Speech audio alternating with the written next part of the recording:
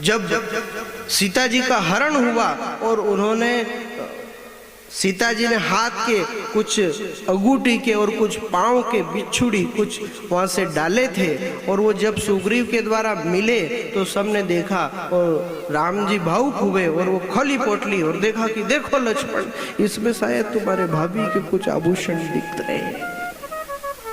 तो उस समय वाल्मीकि जी लिखते हैं कि लक्ष्मण ने क्या बात कही है कि ना हम जानम केयूरे ना हम जानामी कुंडल।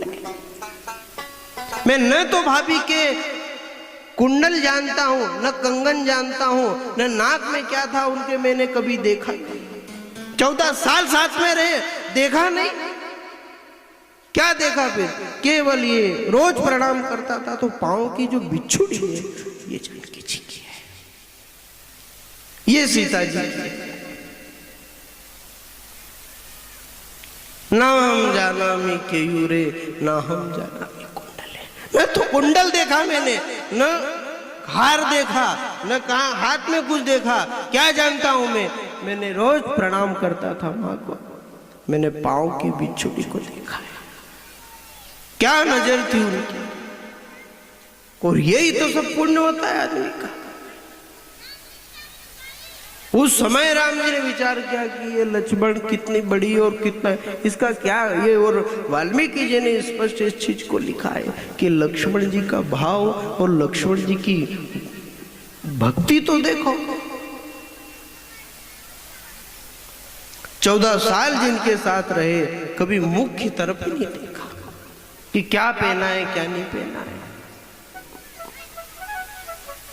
और इसलिए भागवत में कहा है कि भागवत कथा का सुनकर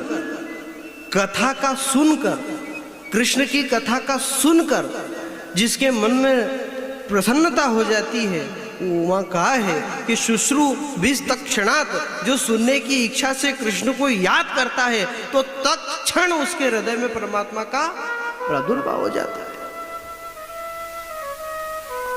उसका रोम रोम खिल जाता है। क्यों? क्योंकि वो सुनूंगा, जाऊंगा दौड़ लगाता है, उसका मन और उसका भाव सब उसका बिल्कुल उसमें लग जाता है।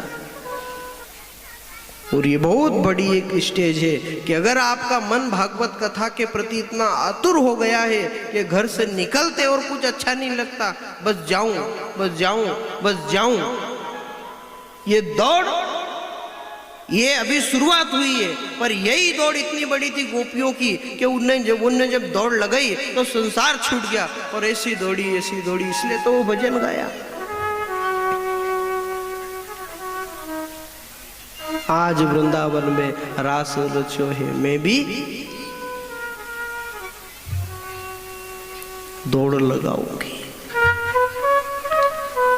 भाव जब उस तक और इतना बढ़ता है तब जाकर आपको कहे आप कभी नदी में नहाया? मानसिंह जी के तो काम पड़े होगा, नदी पार करवा।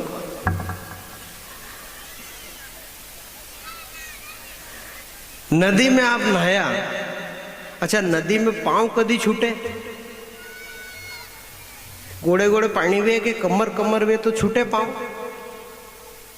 गड़गी तक आए तो कोई असर नहीं, गोड़े आए तो असर नहीं वे, कमर आए तो असर नहीं वे, पर यहां तक आ जाए तो फिर पानी,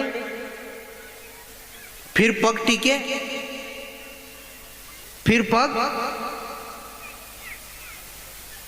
छूट जाता है। और यही इधर भी भाव है कि भाव वहां तक का बनेगा, ये भी गड़गी आया है, घोड़े आन दो, घोड़े आया है, कमर आन दो, कमर पे से आगे निकल गया है, यहां तक आ गया है और भाव बन गया है, तो फिर पांव आपके भी सत्संग के लिए छूट जाएंगे।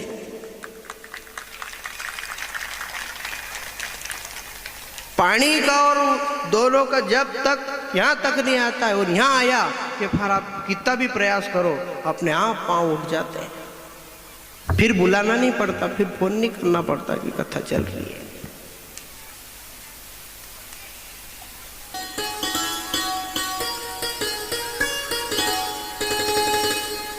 सत्संग से विवेक, और विवेक हमें भागवत देती है, भागवत की महिमा है।